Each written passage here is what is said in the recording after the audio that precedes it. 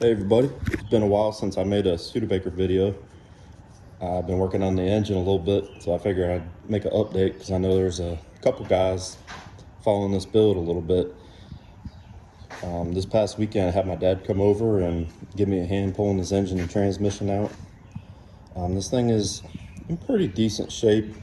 I cleaned a lot of rust off the frame and stuff like that. I pulled all the front end parts off. They come off pretty easily. To my surprise, I didn't have a single bolt break off or anything. This thing's been sitting out in the field for 40 years, so I was pretty impressed by that. It's just got a lot of dirt, but I think it's gonna clean up fine.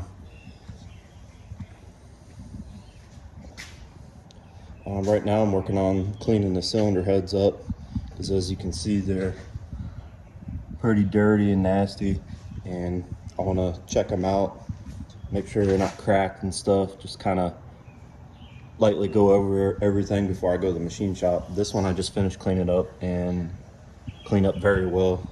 So I was going to talk a little bit about how I'm cleaning them up as I go.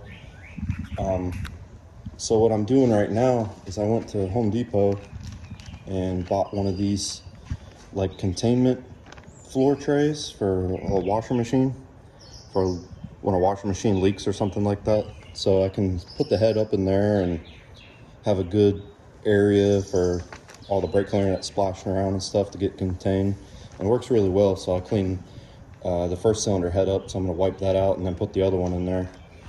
And also what I'm doing, some people might roast me for this, but it works pretty well for me, is I got some diesel from the gas station and put it in a squirt bottle, and I just been squirting the heads off with that, and then just kind of going over like a plastic scraper and a little wire brush and cleaning them up.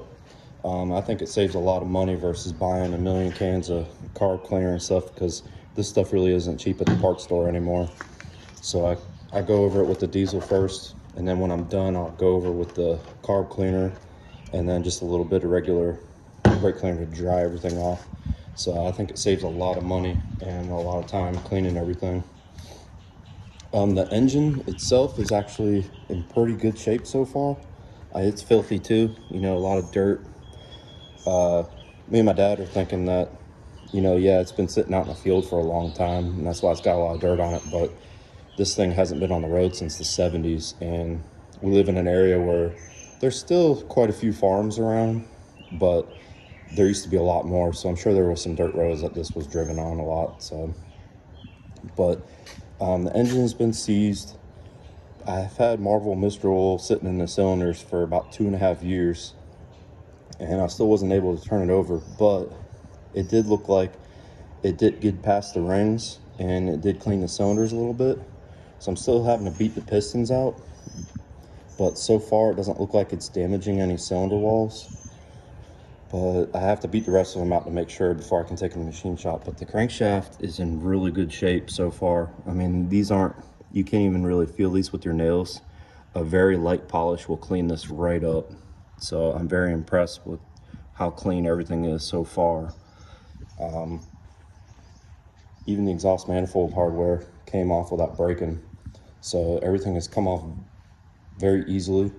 And the odometer in this car says that it only has 58,000 miles. And seeing the condition of everything, I believe that that's the actual mileage and not the rolled over mileage. So working with something pretty decent. I haven't seen any surprises yet, but my plan is to get the rest of this taken apart and checked out and see if a machine shop will, you know, go over it for me and do any machine work. So I'm hoping that just any old machine shop will help me out. I know this is something they probably don't really ever see, but I wouldn't think that it's a big deal at all. So yeah, there I give an update. I know some of you guys that are following me have a lot of experience with Studebaker, so any kind of information or anything like that for a heads up that I could be looking for, advice or anything, I'll definitely appreciate it, and we'll go from there. But yeah, I'm gonna get everything cleaned up, and when I drop it off at the machine shop, I'll give another update on this. So I plan to keep on going on this project steadily.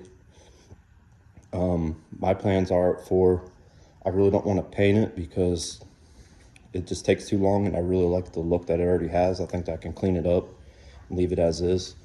I mean, when I painted my truck over here, it took me a long time. I mean, it came out good, but I don't want to have the Studebaker down for as long as I had the truck down. I just kind of want to get this thing together and enjoy it. If the engine is okay, when I drop it off in the machine shop, I want to get the chassis out from under the car and completely clean it and rebuild it. Just put all new stock bushings and brake parts and stuff like that in it. Considering actually getting the frame powder coated. We'll see about that, because I found somebody that does some powder coating and they did some wheels for me and I really liked it. So I might do that, and I need to replace the floors in it in the front. So I'd like to do that. The only other thing I'm thinking about doing is, like I said, I'm going to leave the body the way it is, try to clean up some of the rust. I'm really thinking about painting the whole engine bay all factory color, like make it look like brand new, completely repaint the engine, make everything completely stock. So, you know, kind of have the patina look, pop open the engine bay and just looks like a brand new factory Studebaker under the hood. So it's kind of my plans.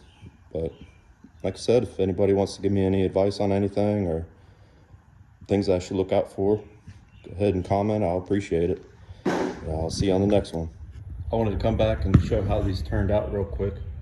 They cleaned up really good. They're wet right now because I sprayed them with some WD-40 to try to prevent some rust before I take them to the machine shop.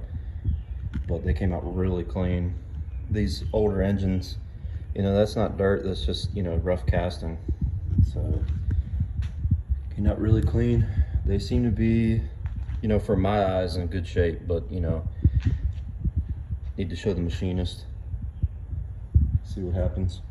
One other quick thing I wanted to note, you know, I'm used to building small block Chevys and stuff like that, so it's kind of fun to build something completely different, you know, a Studebaker engine. I put one of these cylinder heads on a scale just to compare it to a small block Chevy head, and a Chevy head assembled cast iron is 50 pounds, and these are actually 54 pounds a piece, so they're pretty solid. But anyway, that's gonna be it for now.